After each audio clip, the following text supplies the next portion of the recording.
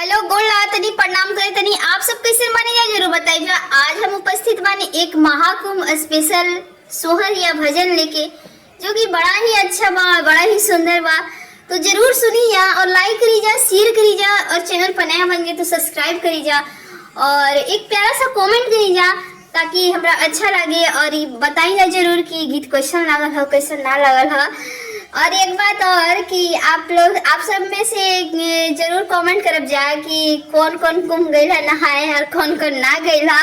हम तभी नहीं गइल, पर पता ना गंगा मैया कैसे बात रही, तो जरूर जाए। तो सुनी जा प्यारा सा गीत। और क्या मिली जुली गौआ नगरिया कुंभ नहाए गइले हो, आहो कुंभ नहाए गइले हो।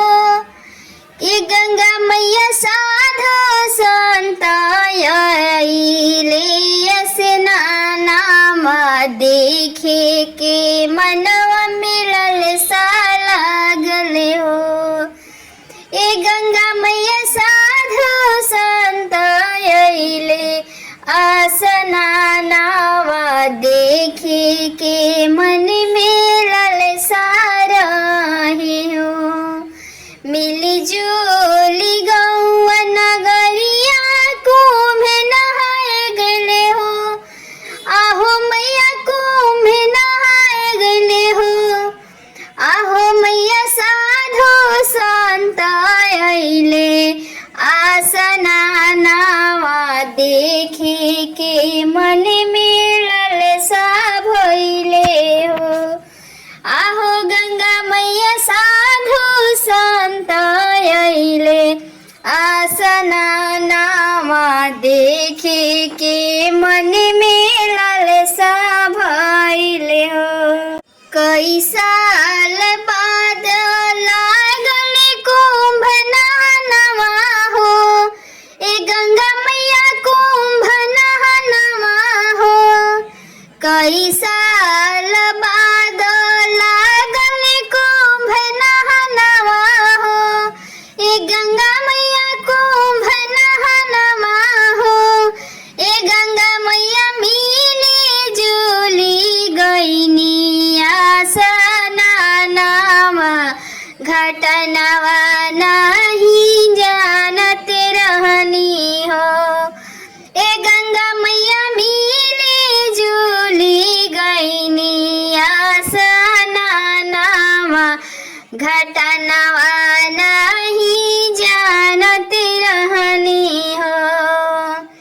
ए गंगा मैया मिली जुली करनिया स्नानामा घटनावा नहीं जानते रहनी हो। संग में नहाई करी दान पुनः होना, संग में नहाई करी दान पुण्य ना हो। ए गंगा मैया दान पुण्य ना हो। ए गंगा माई पूरल नाही मानामा के आसावा, तभी छी गइले लासवानु। ए गंगा माई पूरल नाही मानावा के आसावा, तभी छी गइले लासवानु। आस्था के मन में ऐसन उठेला लहरिया हो, ए गंगा मैया उठेला लहरिया हो। ए गंगा मैया के तना डोरिया पैदल लोगवा चले नहाए खातिर संगम हो। ए गंगा मैया कतना दूरवा पैदल लोगवा चले नहाए खातिर संगम हो।